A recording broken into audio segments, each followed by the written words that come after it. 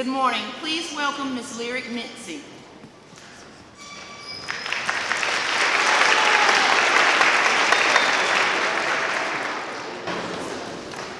One of today's Black History Month speakers is Kahillarie Pierce.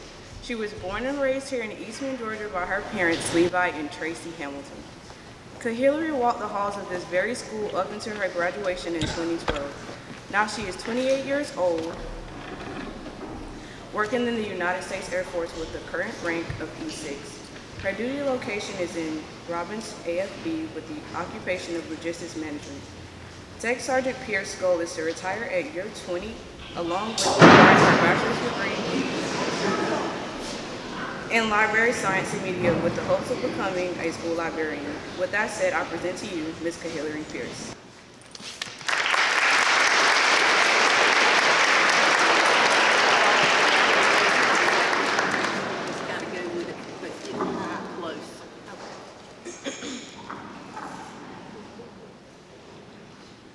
Good morning, good morning. Oh, y'all can do better than that. Good morning. Thank you. That was good. Thank y'all. So, I am Kahillarie Pierce. As she stated, I walk the very halls of Dodge County High School, and this is so surreal to be back here. It feels weird this morning. I pulled up and I didn't know whether to go park in my old parking spot or where to go. So it felt weird pulling up as a visitor now. But yeah, this is so great to be back here. It's such an honor to be able to come back and speak to you all this morning. I always dreamed of coming back. I just didn't know it would be in this capacity as a military sergeant, so that's weird. But we'll roll with it. I cheered competitively for years, for Miss Tammy Lewis, wherever she ran off to. She was like my second mom. I cheered for her from middle school all the way up until I graduated high school. With the exception of my freshman year, I decided I wanted to do a little something different and do dance, but that didn't work out. And I went back to the place that I called home and felt like home to me, so I had to come back and do what I loved, and I cheered for the rest of my years here. So, like I said, it's definitely a pleasure to be back. Thank y'all for having me. So it's a lot of pressure this morning because I'm no Super Bowl champ. I know y'all are looking forward to having him next week. The next week that y'all having him. So it's definitely a lot of pressure, but I did graduate with him, so does that count? I know it, so does that count? Can I still be cool this morning with y'all? So yeah, a lot of pressure, but I hope y'all take something away from this morning. So I'm just gonna share my experiences and how I got to where I am.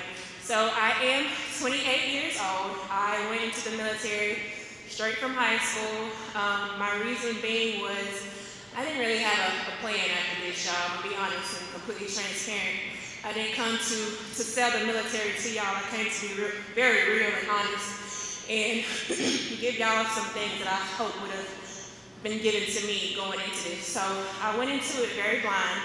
The military was nowhere in sight for me. I just didn't want to do school anymore. So Mama was literally like, well, you gotta do something, you can't stay home, so figure it out. So I got thrown into the military, and honestly, it was probably one of the best decisions I could have made because, like I said, I didn't have a plan. I didn't want to do school anymore right off the bat. So I didn't want to do the typical thing of, back then it was go to Middle Georgia and try to find out what career you wanted to be thrown in after school. So I didn't want to do that. I didn't want to work a part-time job and try to figure out where my life was going to be headed if I didn't know that straight coming out of high school. So the military, it was. My aunt is actually, well, she retired like 2 years ago at this point now. She was a warrant officer in the Army, and she had been there for, I think it was like 23, 24 years at that point. And she told me, you're going to the military. And I was like, what? I don't want to go to the military. I don't want to go march around and go fight bad guys and do all this crazy stuff. This is not what I want to do with my life. But she was Army, and she was like, well, I don't want you to go Army. I want you to go Air Force. they say Air Force is the best branch, but I don't know how true that is. I guess it's the best one. Can I be a little bit biased? So yeah, I've been in the Air Force for just hit 9 years, February 5th. And I am a technical sergeant, and that's basically just an E6 enlisted rank.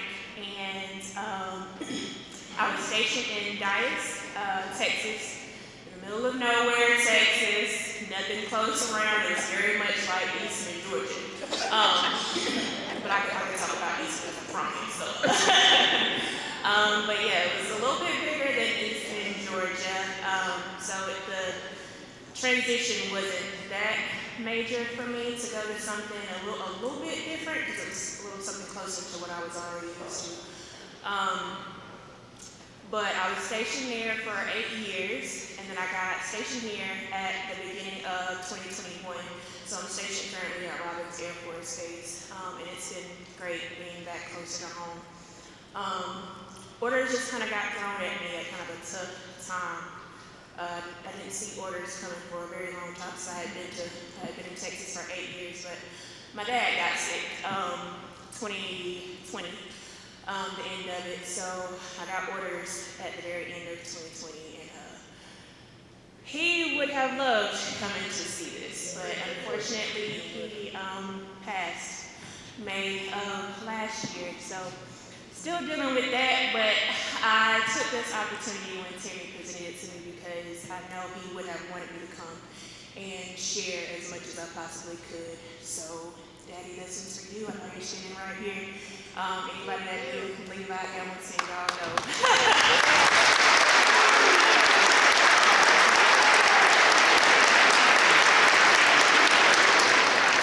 This gym and these students meant everything to him.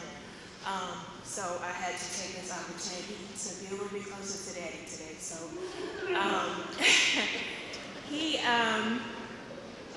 he kind of pushed my drive a lot for cheerleading. So he was everywhere I went. If you didn't see Tracy, you probably more than likely always see Levi. For most that don't know, Levi was my stepfather. But blood couldn't have made us any tighter, any more related than we were. I was a complete daddy's girl. So yeah, this one's for Daddy today. So I hope y'all bear with me a little bit more, and I will completely tell you the transition of how I got here.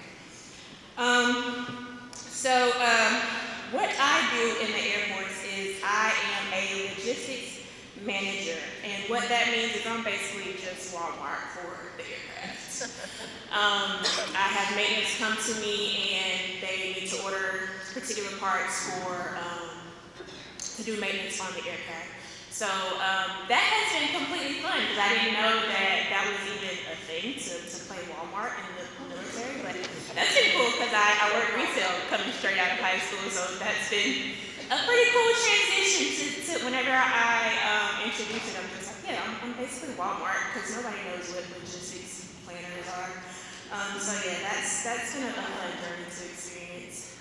So nothing too crazy. I'm not anything cool like security forces where I get to carry a gun or something every day. That does sound very cool, but I didn't want that job. Nor did I want to firefight either, which is basically what my recruiter wanted me to do. He kept pushing that on me for some reason. I guess that's the thing that recruiters want to do, is either you're security forces or you're a firefighter. And I knew that generally was not either of those things that I wanted to do. So I had to step in logistics lane, but I actually love it. I basically just sit at a desk and go get aircraft parts for maintenance, to do aircraft maintenance. I also do, I have gone on 2 deployments since I've been in. That's not really a lot, but it's been a lot for me. Because I know coming in, I was a little bit nervous and I was scared. I didn't want to like I said, deployments and being far from home. I didn't really understand what that life looked like, especially from what my aunt had told me. Her being in the Army, she put a lot in. All those stories she told me didn't really sound like what I really wanted to do going straight out. So the first deployment, I went to Guam, which is basically a vacation. Anybody know where Guam is or have heard of Guam? So Guam is basically like Hawaii, but a little bit more elevated. And I enjoyed it. So getting to wake up and go be on the beach after work was a great time. So that was a great starter for deployment for me. And the second one, I went to the Middle East, and that one was a little bit more deployment status, but I still had a great time being out there with so many of my great friends, and yeah, it was great. So I can't complain about deployment. But I also wanted to dive in and tell y'all a little bit more, just in case I have anybody that I'm talking to strictly that is thinking about going into the military. Anybody thinking about going into it after high school, after this? Okay, y'all want to be a little more interactive. I mean, some hands, so I know who I'm talking to. Okay, so if you're thinking about it, I do want to encourage you to make sure that you're doing the research. Make sure you find people that you know have went into it and get their experiences. Because being a small town girl and getting thrown out into something that I was completely unaware of, it was hard. The first 2 years it was great because it was something different, it was something new. I was out of the house, I was finally able to be an adult because as a kid, yes, can't wait to grow up. But I'm gonna tell you, enjoy these moments, y'all, because these are truly the best moments of your lives. I look back every day and I wish I could go back to where you're sitting right now. I really, really do, because in this moment in time, you don't have anything else to worry about besides what friends you want to hang out with after school, what hobbies y'all want to get into, what jeans look nice on you that day. That was what I was thinking about when I was in high school. So I don't know how much times I've changed with y'all. But enjoy these moments, guys, because these truly are the greatest moments. When you get thrown out into adulthood, the moment that you set foot across that stage is different. And I can tell you because that's completely what happened to me. I got thrown into a completely different cultural shock of it wasn't Eastman anymore. And that was hard. Like I said, the first 2 years it was great. But by the time I hit 3 and 4, that's when it finally started setting in that, hey, I'm not in Eastman anymore. Things are a little bit different and I've got to figure it out. So not to get too sappy, but take the time to, when you do get to adulthood, take care of you. Find the things that make you happy, find the things that you truly want to do, and don't let that stop you. You're going to come across things where you have to think about other people, but you have to also keep in mind that if you don't take care of you and your mental, you can't take care of anybody else. So year 3 and 4 were tough.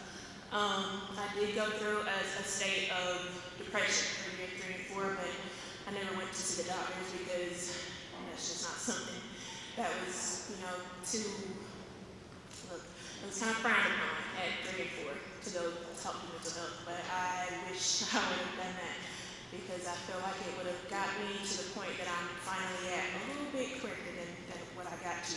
I didn't really get back to Kahillarie until about year 7. And what year are we in now? Year 9. So that tells you how long I stuck in kind of a dark place. And I'm not saying dark like I wanted to do anything or harm myself in any way, but I do want to take the time to encourage you to make sure that you take care of yourself as soon as you get adulthood. And what that looks like is making sure that you have a plan. I don't mean one plan, I mean plan A, B, C, D, E, F, G, and how many more alphabet that we have in the lineup. Because plan A sometimes doesn't work out. And I'm still in plan A, but I had to have sub-plans in plan A. I had to figure out what Kahillarie truly desired, what Kahillarie truly wanted to do. And I just come to terms with what I want to do after the military. And I still have no degree. So I want to be transparent, y'all, because if I don't, I would not have done my mission today. So if you're considering going into the military, make sure that you hit the ground running. Don't look back. Don't think about the what ifs or what could haves. Think about what you want to do and what you want to get out of it. So if you hit the ground running when you come into the military, just go straight out of bed, don't stop. Because what I want you to have that I didn't have is have a degree. I need you to get that degree from Uncle Sam. If you plan to come into the military, I need you to make him pay you. And what I mean by that is get all you can from him. So you can have a plan after the plan didn't work out. And the only reason I stuck into the military is I didn't have a plan. I truly did. It's just now up until this point where I'm currently in school, about to graduate next year with a degree, finally, in library science and media, because I want to be a librarian after I retire.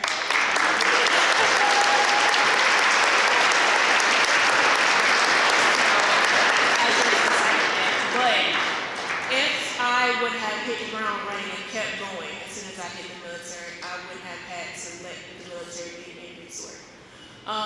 And what I'm not here to sell the military. I'm not going to sell that to you. I'm going to tell you the truth. The military is a great stepping stone, but that's all it is. Let that be all it is to you, is let it be a stepping stone. If you need a career straight out of high school to stack that bank account a little bit and set you up for adult life, then that's what you do with it. But don't let that be the end all be all. Don't let that be the only choice that you have if you decide to step foot in it. Because I don't want you to be stuck. I don't want you to feel like that's the only option that you have. I want you to have multiple options. I want you to reach for the stars if that's what you decide to do, because I know that each one of you can. I sat where you sat, and I wish old Kahillarie, the drive and motivation that I had then, I wish I had her year 3 and 4, but I didn't. So I want you to have the person that you have right now, and I want that to be you continuing to grow just on that and elevating with that person. Don't look back out. I know you can be whatever you truly want to be, and I know that probably sounds cliche to say to you all, but please, please, please, use that as a stepping stone if that's what you decide to. Use the military as a stepping stone.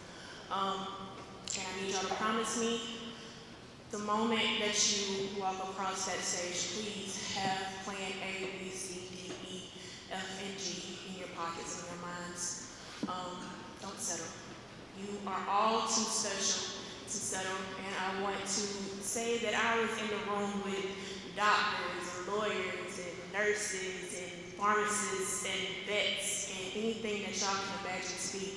That's what I want y'all to be. So if you take nothing else from this, know that Kahillarie Pierce, technical Sergeant Pierce, if you want to get technical, said that I can be anything that I chose to be, and know that you gotta have that plan. And when you go into adulthood, that's what you take. You should have all those plans developed already. So yeah, that's my little takeaway. I just wanted to make sure I leave that little tidbit, because I know that's what Levi would have wanted me to do, is instill in y'all to make sure that you're prepared. If I could, I would plan out everything that I could for you, do all the research that I could for each one of you to make sure that you're all successful, but I can't. You've got to do it for yourselves, and I'm just going to pray that each one of you are all successful in whatever that you decide to be. So yeah, that's my takeaway. Thank you guys for having me.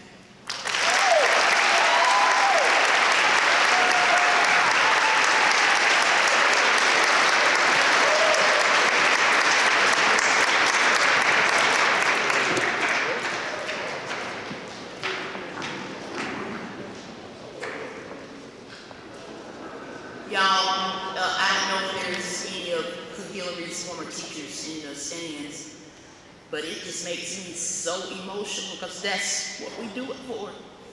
We do it for that product. And I thank you each and every day for your dedication to each and every one of your students. One of the things Kahillarie didn't mention in her accolades is that she was K through 12 perfect attendance. She never missed a day of school here in Dodge County. And that's a great accolade, and I know she's taken that into her career. Give her a hand one more time.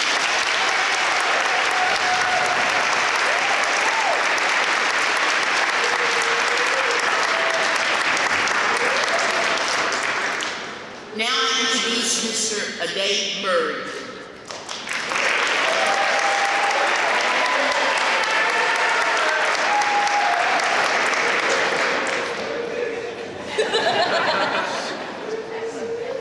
Wanya Reese is an anchor on 13 WMAZ Morning. He first joined the team as a multi-skilled journalist in January 2018 before being promoted to weekend anchor in January 2020 and morning show anchor in June 2021. He graduated from Virginia Commonwealth University in Richmond, Virginia with a Bachelor of Science in Broadcast Journalism with a minor in Political Science. When he is not recording, Wanya enjoys exploring Macon, Atlanta, finding the best hot wings, and spending time with family. Wanya is also a proud member of the Phi Beta Sigma Fraternity Incorporated. Ladies and gentlemen, please give a warm welcome to Wanya Reese.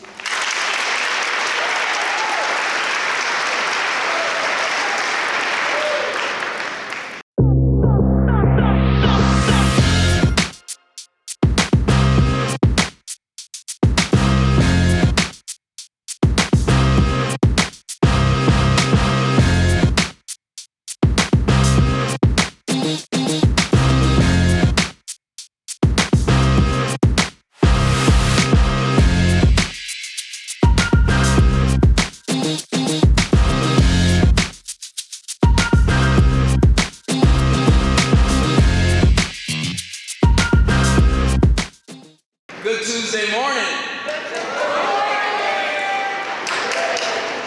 Come on, Go-Go. I know y'all can do better than that. Good Tuesday morning. There we go. Thank you all so much for having me. My name is Wanya Reese, and I just want to speak about the importance of Black History Month.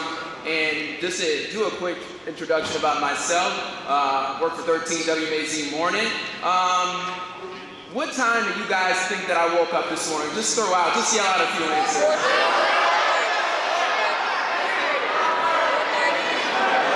Okay, all right. My alarm went off at 2:15 a.m. this morning. So that's when I start my morning every morning. But thank you all so much for having me. I'm so happy to be here with you all this morning. But I do want to talk about the importance of Black History Month and talking about how Black history is indeed American history. Now, I don't plan on holding you all long at all, but I think it's very important that we do reflect on why we do celebrate Black History Month. So, when you think of Black History Month, you might think of people like the Reverend Dr. Martin Luther King, Rosa Parks, Malcolm X, or even Georgia's very own John Lewis. And though it might be fair to say that all the people I just named had something similar in common, they all had a very, very common goal in trying to make sure that we all in here, not just us African Americans, but everybody is judged by the content of their character and not the color of their skin.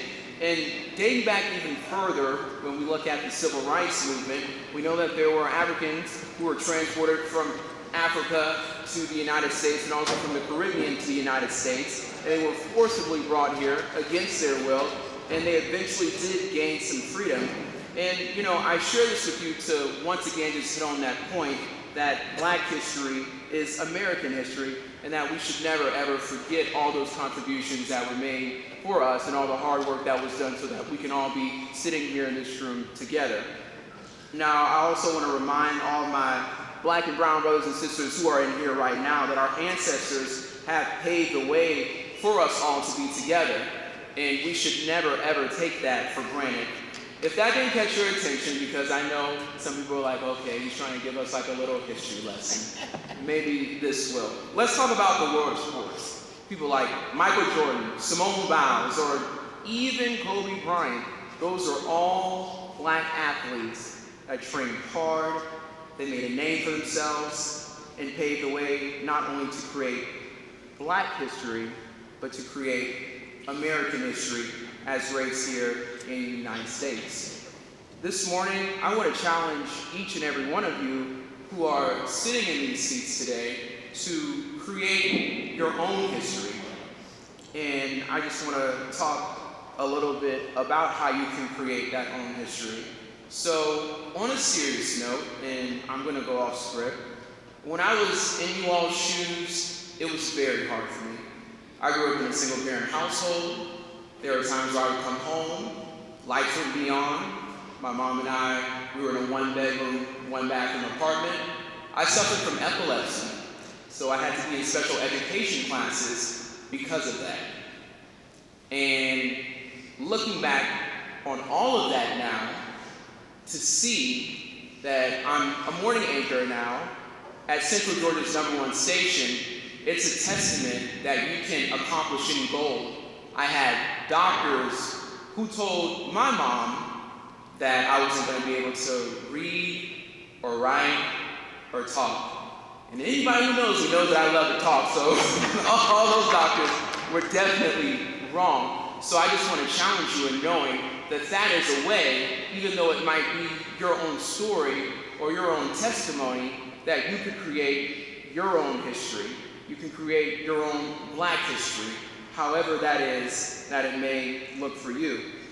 So I tell you that story not to boast or brag, but to say no matter your upbringing, no matter your zip code, no matter your family, no matter what generational curses may be going through your family right now, you can achieve anything if you just put your mind to it. And I want everybody to hear under the sound of my voice, your past does not define you. What happened yesterday does not define you. Every day is another opportunity to reach and accomplish your goals, y'all.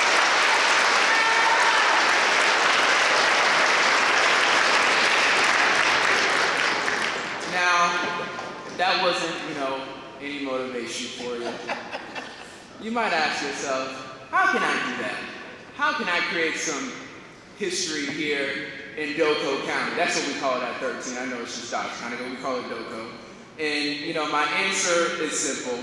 I want you to continue to dream and achieve. And I want to share with you all another story. When I first got to 13, it was my first job out of college. That was the January of 2018. I was the only Black male news reporter at the station.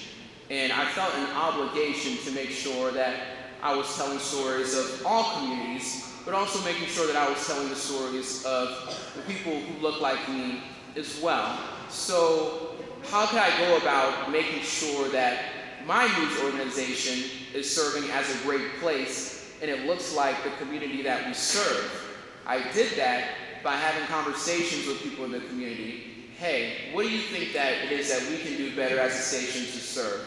I also looked at the demographics of the area that we serve. And I went to my boss and we had a very honest conversation about how we could make up a newsroom that looks like our community, of different races, different religions, different sexual orientations. And by us having that conversation, we were able to work together to create a newsroom that truly reflects what our community looks like. So I just want you to know, no matter who you are, you have a voice. You can advocate for change. You can advocate for a positive change here in your school, whether that be if you're a football player, if you're a football captain, if you're in the Student Government Association, if you're in the ROTC, if you're an FBLA, Future Farmers of America, or even if you're just a student that's not affiliated with any type of organization here at this school, you have a voice, and you should use that voice to do the same thing that those phenomenal civil rights icons did in trying to bring about change. It doesn't mean that you have to get up here and make a speech. You could write a letter. You can go talk to your teacher one-on-one. It's those little tiny things, it's speaking up, that can truly, truly make a change. So I'm getting ready to wrap up, but I just want to let you know that you have a chance to chart your own course of success and to make Black history in your own way. Looking back, and I'm being very honest with you all, first of all, when my boss called me and she said, I'm calling from Macon, Georgia, I didn't even know what Macon was. So I never ever thought that I was going to be here. I knew that I wanted to be a news anchor and I knew that I wanted to be a reporter, but I didn't realize the plan that God had crafted for me. And I thank Him for that plan. So for all of you who are sitting here in this gymnasium today, rather you be a student or rather you be a staff member or an adult who is just listening, it's never too late to reach those dreams. Set those goals that you want to make. And just to piggyback, for the previous speaker, whatever it is you want to do, you can do it. Make sure that you have a plan A, B, C, and D. Make sure that you're taking your mental health seriously. If there's something that you're going through, if there's something that you're dealing with, please go get that help that you need. There's so many resources out here that are free. And think about it this way. You can't put 100% into something if you're not 100% yourself. So chart that course of success, figure out how it is that you need to get there, and utilize your resources, your teachers, your parents, your pastors, people in the community. Utilize those people and galvanize that so that you can be successful. Because once you conquer those goals and make that change, you all will indeed go into the history books as well. Thank you so much.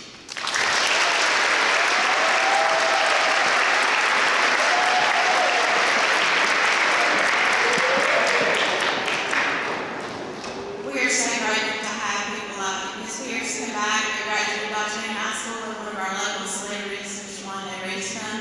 Please give them another round of applause for Ms. Pierce.